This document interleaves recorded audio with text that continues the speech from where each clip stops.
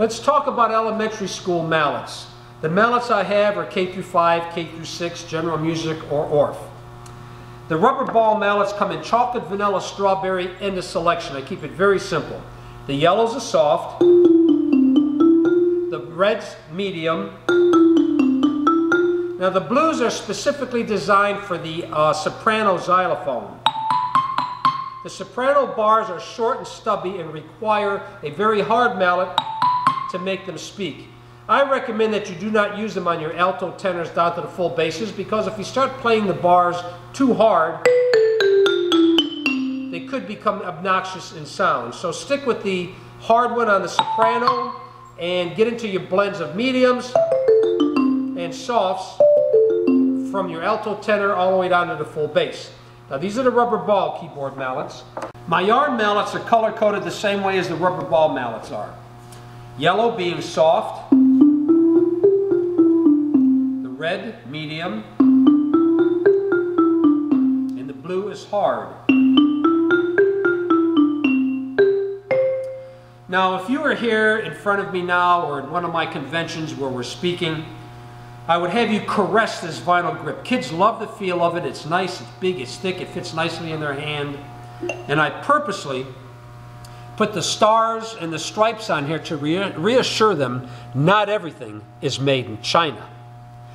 Now in time, these wraps are going to wear out. And when they do, what you have underneath are these 3 mallets right here. Underneath the yellow is the yellow ball, the red ball, the blue ball. So it's just like buying 2 pairs of mallets for the price of 1. Something else I would like to explain to you that many times you're not told about this here in college is that when you're using yarn mallets, we'll pick on the soft one to begin with. I might be able to play 10,000 strokes before the yarn is worn. With the medium, I might be able to play 7,000 strokes before it's worn out. With the hard one, it might only last 2,000 or 3,000 strokes.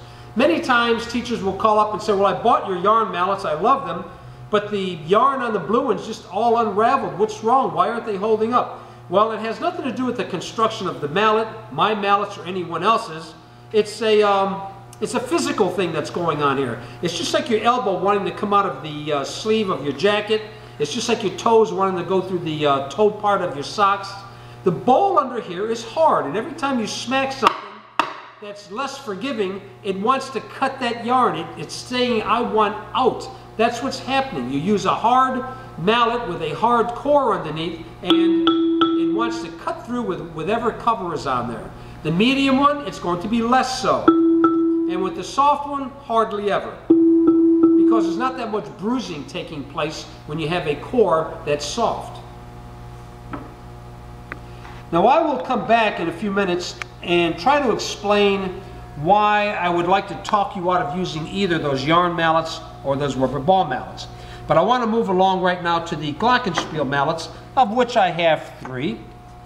I have the wooden articulate sound 3/4 inch ball, and I have the less articulate sound with the hard rubber ball. This one outsells the other ones 10 to 1, and obviously you can tell why. It has a very pleasant sound. Now we do have a new one called the P55 Pearly Whites. It's articulate, it's made out of nylon. Here's the wooden one again. This is more of a light staccato.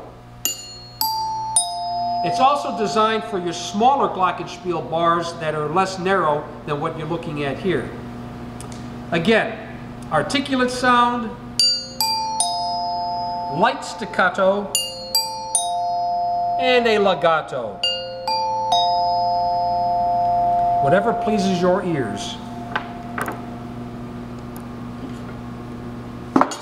Now these right here, again, remember, color code, the yellows are all soft. These are my early childhood mallets. These are strictly for the ages of 3 to 68.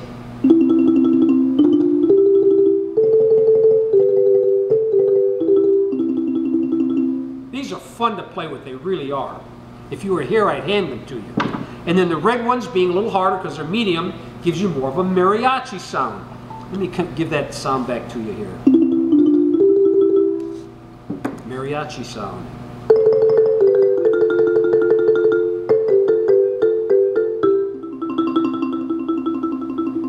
Beautiful sound, fun to play with.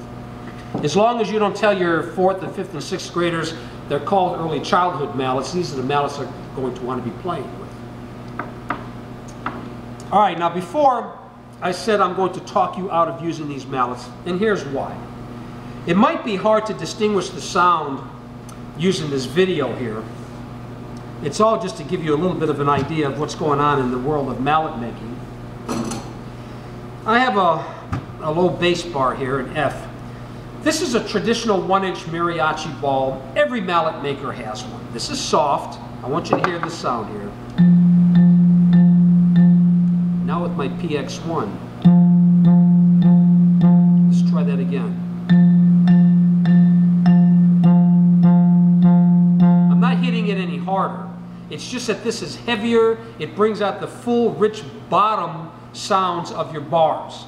So on your alto tenors, all day long, I would use the medium one starting about an F, all the way down to the full basses, and then the red, the PX2, the medium one starting at the top, all the way down to the full basses. Plus you can turn right over using the same 2 mallets and play your metallophones. They make a very lovely sound.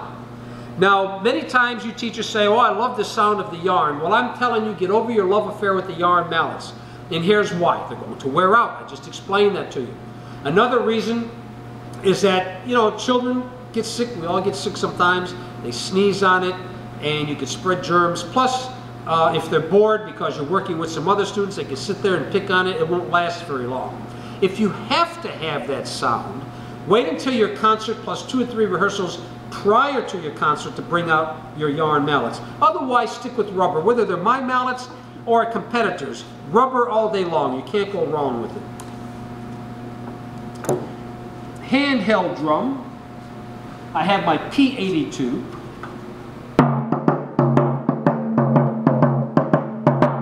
This has a cork center, and it's crocheted with variegated yarn, 4-ply yarn. It's very light, feels comfortable in the hand. The grip is nice and thick, if you can see that right there.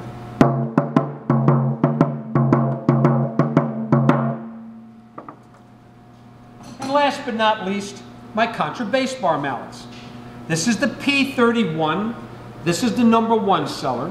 Now these boxes here are Sonar. They make wonderful, wonderful keyboard instruments. This right here is a parapole. I bought this many years ago. Their glockenspiels have great tonality to them. So if you have a Sonar box, this is the low contra. I recommend that you use either the P31 or a pumpkin head. See, on this video, I don't know if you can hear it. I can feel it. I mean, it makes my fillings rattle in my teeth. You have the P31 and the pumpkin head. The weight just brings out that box sound beautifully. And then I have the P32, the Walt Hampton. This is a nice staccato sound. Sounds like a nice slapped string bass. So here are your 3 sounds for your contra bass bar.